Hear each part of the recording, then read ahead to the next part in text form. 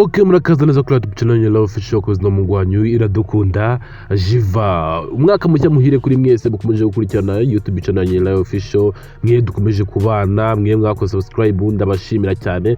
Ndabifuriza umwaka mushya muhire wa 2026. Uyu munsi rero ni umunsi mwiza cyangwa se ni umunsi wo kubereka uko umunsi w'ejo cyangwa se saa sita z'ijoro byari bimeze. Ubundi guhera ku munsi w'ejo mu gitondo saa moya ngiye kubereka uko byari byifashe nyine amwe mu mafoto yafashwe mu Rwanda hose, kandi bibutsa ko mu Rwanda ari no gihugu cya mbere muri Afrika ndetse no ku isi hose kizihiza umwaka mushya neza, kandi abaturage nyine bakabyizihiza ukabona ko nyine ari umunsi mukuru nyine. Ubundi ibindi bihugu bigiye bikomeye nka Amerika n'ibya bihugu byose muzi nyine usanga agace kamwe kizihije, gusa mu Rwanda nimba ari umunsi mukuru ni mu Rwanda hose nyine bari ibintu byiza cyane. Kandi ikindi none ujya kuma AI ukoresha urugero abakoresha ChatGPT murayizi, ukarekaho n'iki gihugu kizihije neza uyu mwaka mushya muhira 2026, nabo baba babibonye amafoto twagiye dupostinga bahita kugira ngo ni u Rwanda. Ubwo rero ibi byose ntabwo twabikorana mukuru w'igihugu dufite mwiza dukunda watwubakiye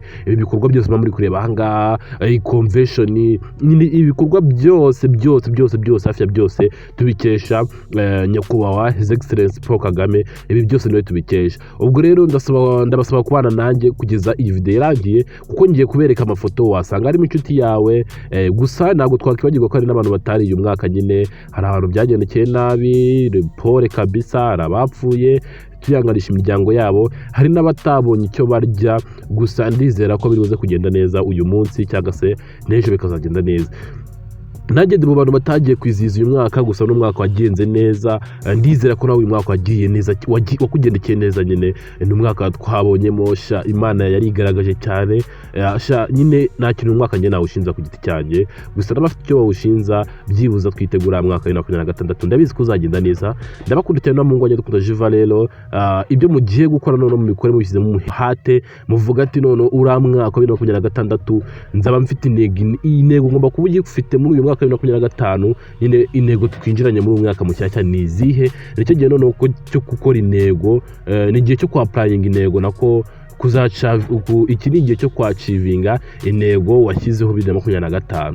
Ubwo rero abatarabashije kugera ku ntego zabo za 2025 mwihangane, dore mugize Imana mubonye undi mwaka. Hari benshi bapfuye bafite izo ntego cyangwa se na benshi bapfuye barazigezeho. Gusa nimba utaragera ku ntego zawe ukaba ukomeje gupasinga ugiye muri 2026, amahirwe menshi nuko intego zawe zizabamamo.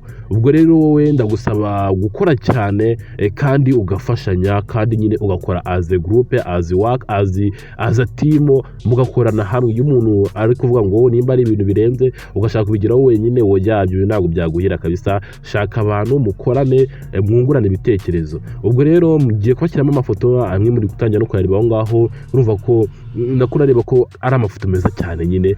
Mukomeze mwirebere rero, reka nanjye mba ngiye, gusa ndizera ko muri buze kuryoherwa n'ayo amafoto twagiye dukura kuri RBA, amwe twayakuye ku Jacques.com, amwe twayakuye agiye atandukanye nyine. Ni amafoto menshi uyarebe urebe kuna abanyarwanda twishimye cyane. Ndabakunda rero mu Rwanda dukunda Jiva, kugira ngo subscribe. I don't ever slow up, no I don't take shit. I got no love for the fakeness. If you wanna play tough and wanna hate this, I'll always show up. I don't ever slow up, no I don't take shit. I got no love for the fakeness. If you wanna play tough and wanna hate this, I'll always show up and make a statement. I don't ever slow up, no I don't take shit. I got no love for the fakeness. If you wanna play tough and wanna hate this, I'll always show up and make a statement. Everything I do so instinctive and so passionate. Every word I move so descriptive.